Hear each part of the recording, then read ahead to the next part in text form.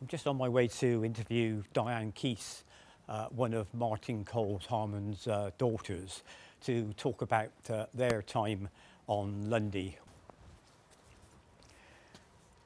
When did your father get involved with Lundy? Can you remember why he Well, in very, very early days, in his youth, he went to Lundy for the day with a couple of friends on a paddle steamer and completely was swept away by everything about it, the grandeur of the place and the isolation and the feeling of freedom and everything about it.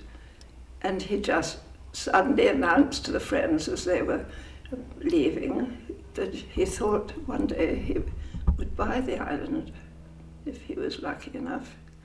Yeah. That went with him all his life.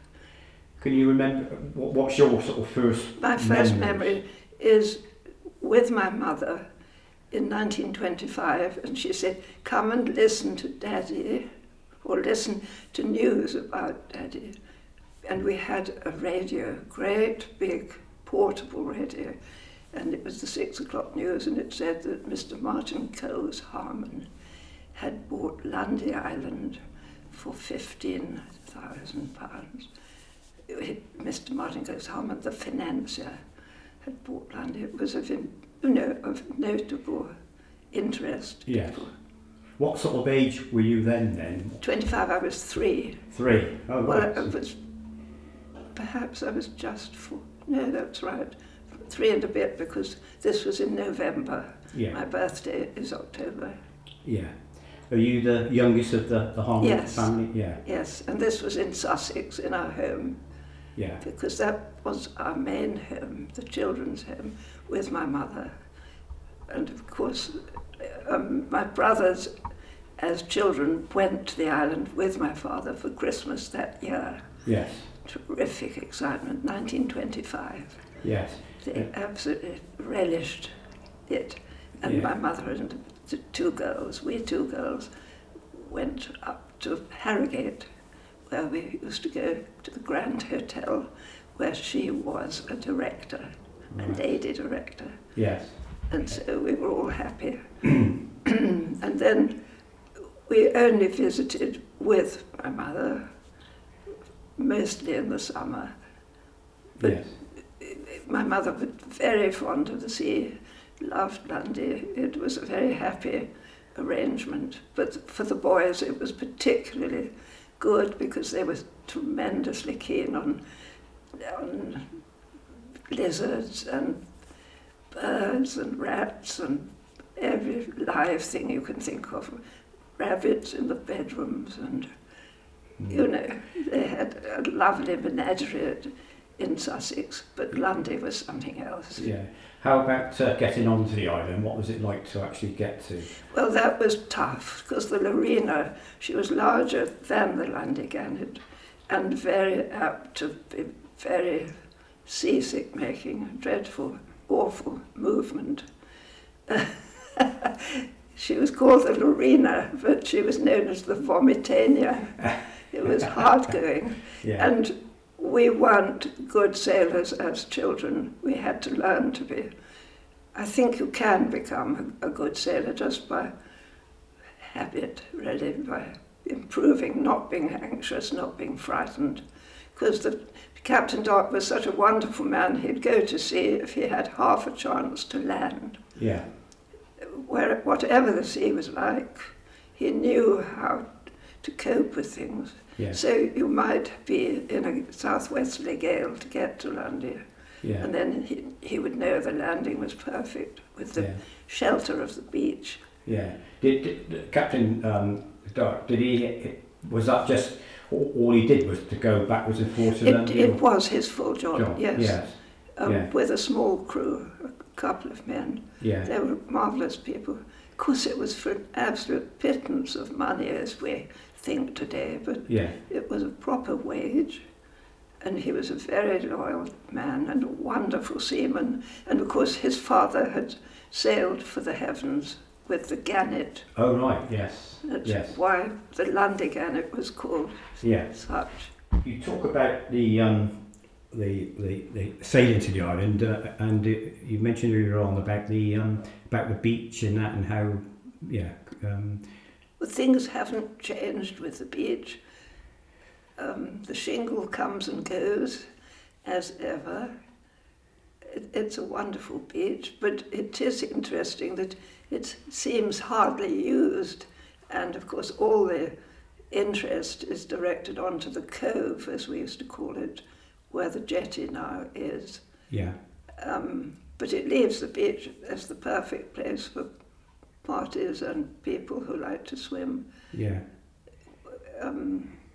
It shelves just right because it's a shingle beach, which isn't to everybody's liking, but at low tide you can get out onto the sand and the bay levels off then.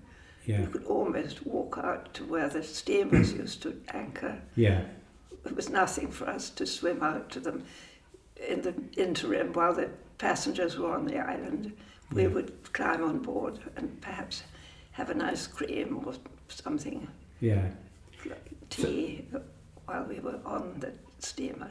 They were always very welcoming. Yeah. So the beach was a lot more busier than... Rather. Yes.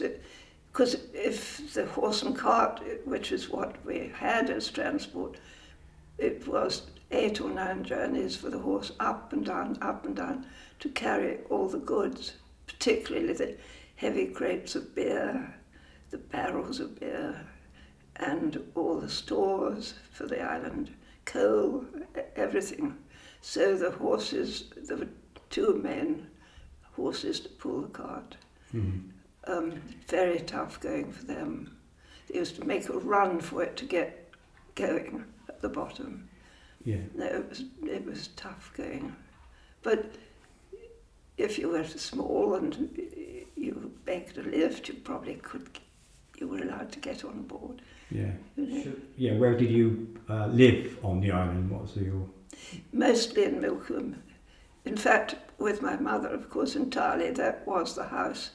And I don't know that it was used for visitors. It may have been. But it was after her death in 1931, when we came to Lundy as our main home, that we moved round to suit the island arrangements. But our main centre certainly was the hotel for meals. Yeah. Until we were all married, in which case Milcombe again became a household of Harmons. Yeah. And we all lived there together for holidays only. Yeah. None of us lived there permanently. Yeah. So you didn't live there all, for the whole year sort of thing? You just... The only time I did that was when I was 9, 10. And that was a wonderful time. That was between schools, and my father was anxious that I looked rather peaky. It was just after my mother's death. And he wanted me to brace up and have a nice time. He thought it would do me no harm. In fact, I found it quite difficult to catch up at school, but it didn't matter. I do think that was a very wonderful year for me. The only time I went to the mainland was by air, which was a great innovation. The air service had just begun, and we went to Barnstable Fair. I went with the family of farmers, Bayment, the Bayment family from Barnstable, and I stayed with them. That was tremendous. Is that something your father started, the air? He was part of it. Yeah. After the war, he definitely was all part of Braunton's move to make use of an airfield down there. Yeah. Yes.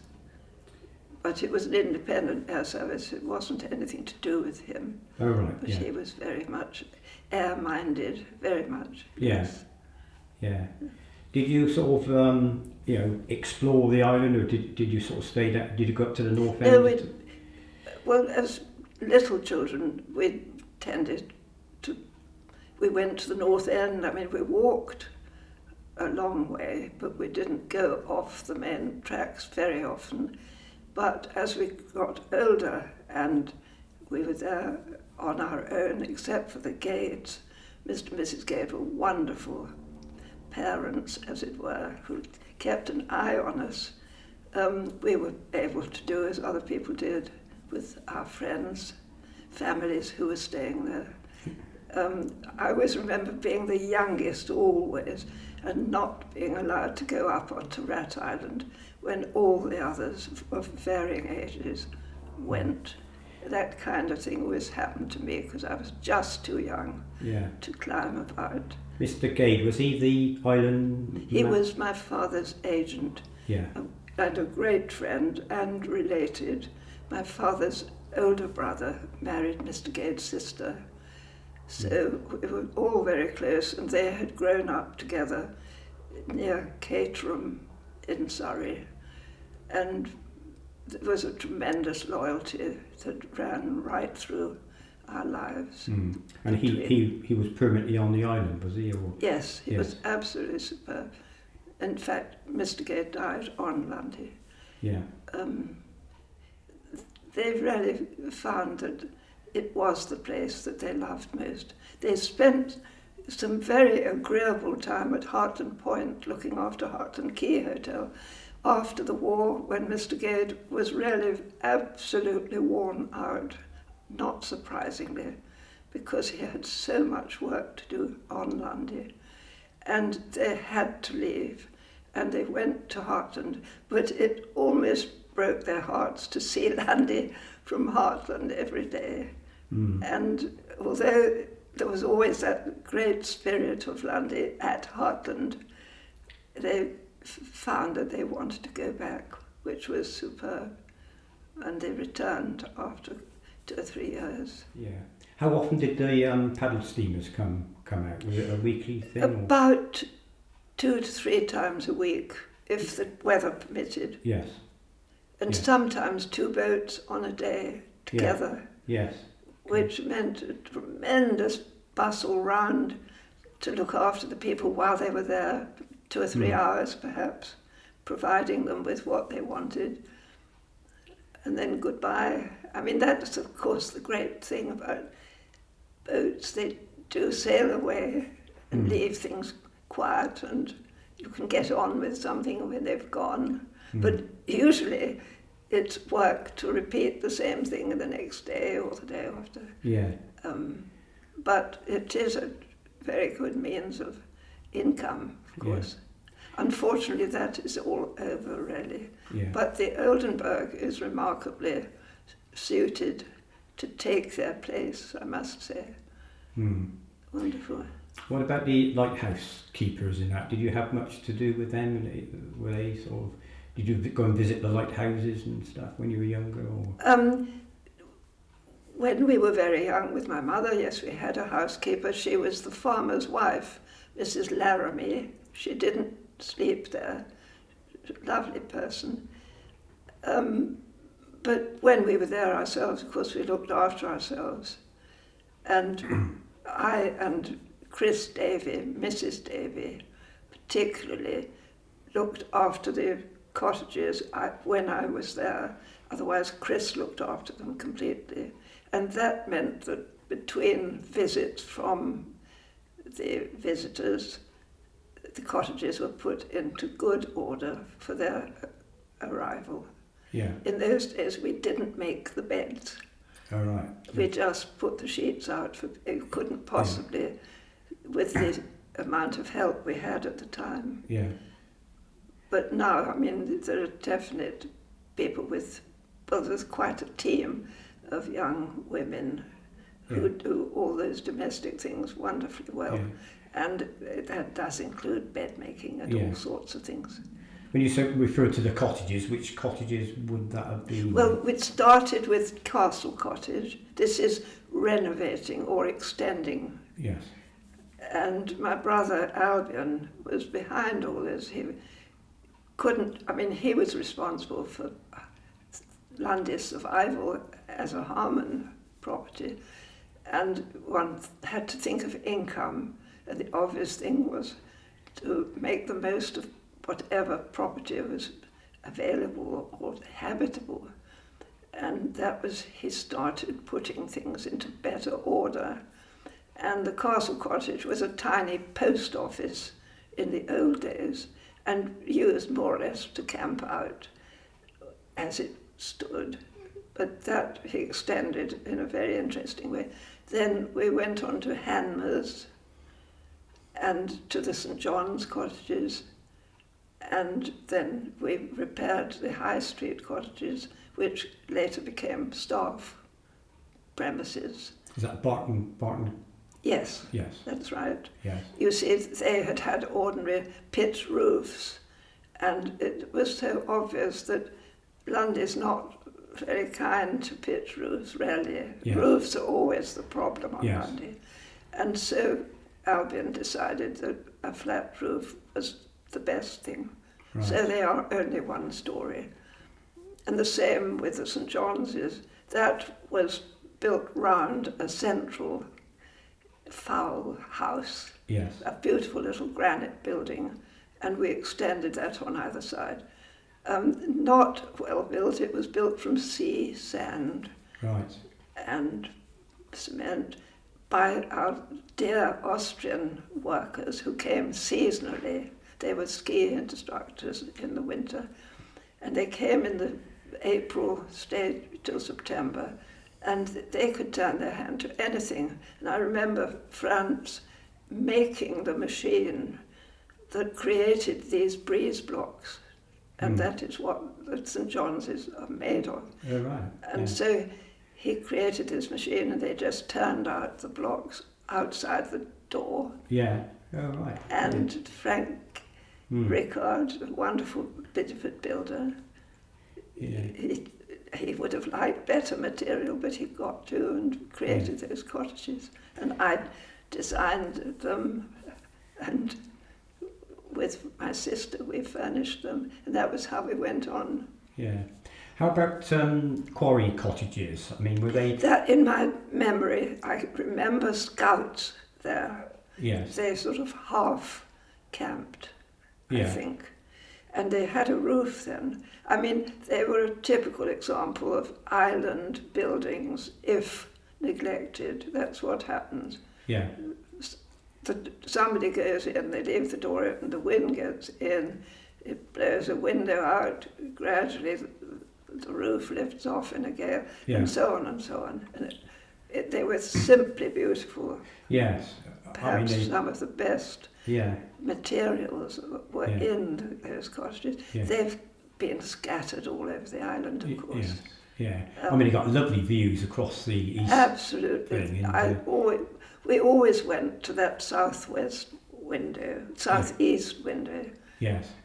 marvellous sized window, Yeah. and said one day this would be the place to live. Yes. You know, Yeah. a grand piano and a library, Yes. and this view. Yes. Yes. Did you sort of play much? But it's a fact that Say about how the Landmark Trust in that eventually got hold of the island. how it all happened. Yes, if you Oh, could. it's a big story, but basically it was through Sir John Smith, who at the time had not been knighted because his trust had only just been started in 1965. And this is the Landmark Trust. Yes. Yes. And he, in 1969, you see, Lundy was for sale. But fortunately, he was on the board of governors of the National Trust and was aware of this situation of a lot of people very anxious to see Lundy safely owned by some reliable body, of preferably the National Trust. And he heard all the arguments, and he knew that the National Trust just could not take it on, and in fact they did refuse it. I mean, it was too much of an undertaking, all in one, on one hand, as it were, with so many other responsibilities. And so he came over to Lundy with the West Country MPs, Dr. David Owen from Plymouth,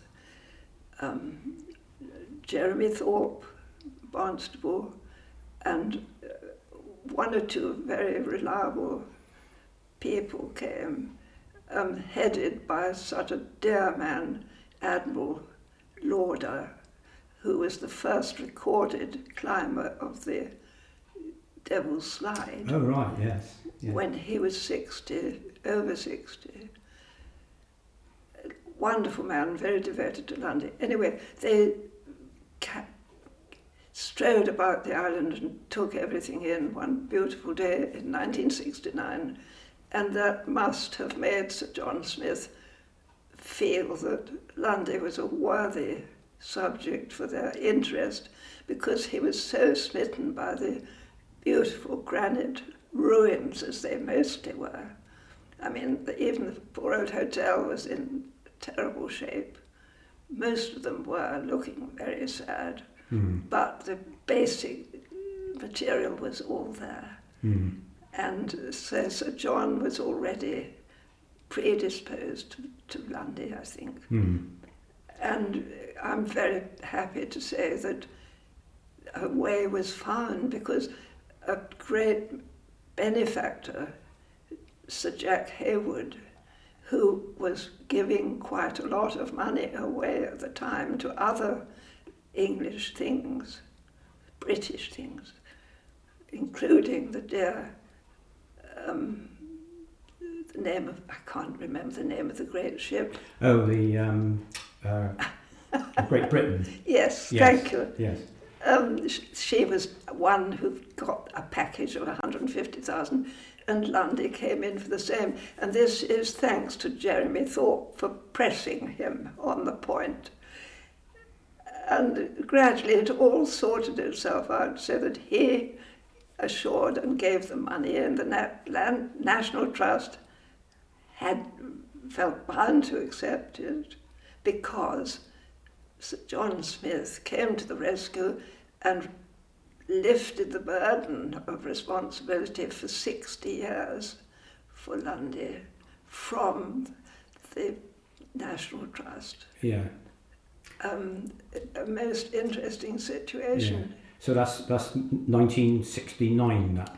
Yes. Yeah. So it's coming close to when that. We don't know, do we? No. What will happen? Yeah. But something reasonable, I'm sure, will be worked out. Yeah. Because Sir John Smith's aim was, as my brothers had been, to make Lundy self-sufficient. Well, of course, you never would if you're talking about capital outlay, but you have to find ways and means somehow to go forward. Otherwise, you may as well leave it uninhabited. Yeah. You've just got to find a way.